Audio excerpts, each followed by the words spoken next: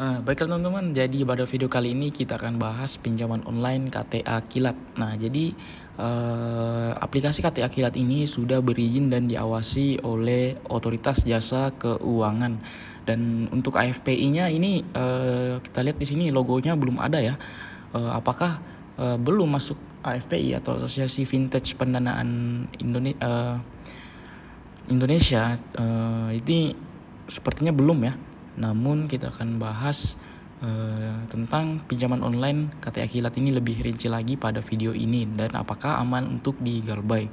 Nah, jadi untuk mengajukan pinjaman ya di aplikasi KTA Kilat ini tentunya memerlukan informasi pribadi seperti pekerjaan, jenis pekerjaan, tempat pekerjaan, gaji bulanan tentunya ya. Nah, dan di gaji bulanan ini untuk mengajukan pinjaman itu kalian bisa up ya, atau gaji kalian itu tidak sesuai pada faktanya atau kalian up aja, itu maka akan diberikan limit yang lumayan besar ya, biasanya seperti itu. Dan itu trik yang saya gunakan selama menggunakan pinjol. Dan ya setelah kita mengisi informasi pribadi, nah ini di informasi pekerjaan ya tadi ya, harusnya kemudian kontak darurat. Nah, kontak darurat di KTA Kilat ini memerlukan tiga kontak darurat. Nah, di sini kalian bisa memberikan nomor orang lain ya, atau nomor darurat lah untuk mereka hubungi pada saat nomor kalian itu tidak aktif, pada saat kalian telat bayar dan gagal bayar. Pastinya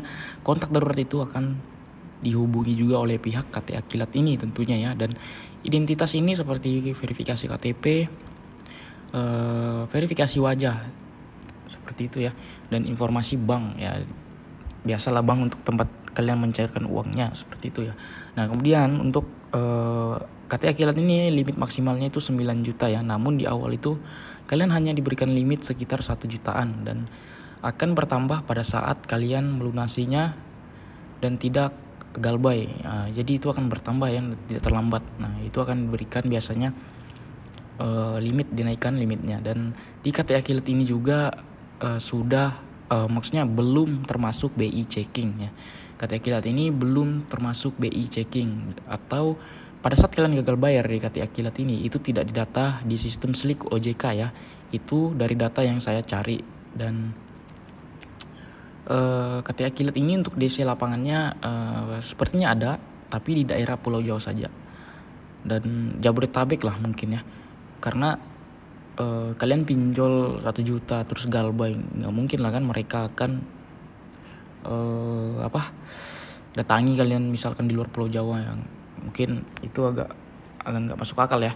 Secara kan kalian cuma pinjam berapa, dan pasti mereka juga bakal mikir dan pasti juga bakal rugi teman-temannya.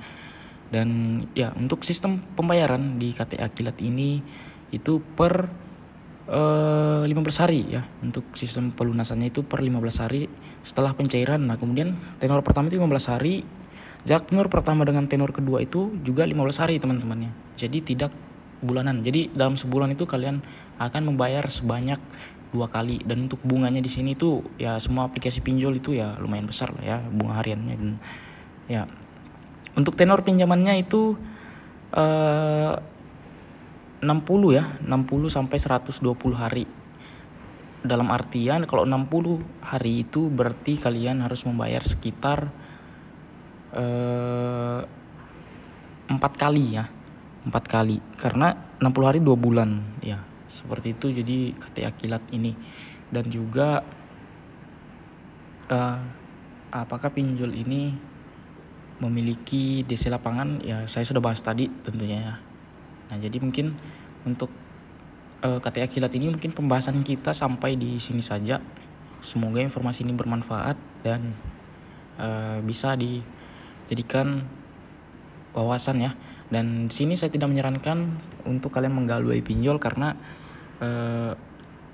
ya hutang tetap hutang teman-temannya. Namun itu tergantung dari kalian sendiri saja apakah punya keberanian atau tidak. Dan intinya saya tidak menyarankan untuk galbay karena kalian akan diteror pastinya ya. Semua aplikasi pinjol itu tidak ada yang tidak meneror kalau kalian tidak membayar utang. Sama seperti kalian ngutang sama teman kalian, pasti kalau kalian tidak bayar pasti akan diteror juga oleh mereka ya, walaupun tidak sekejam inilah ya pinjol.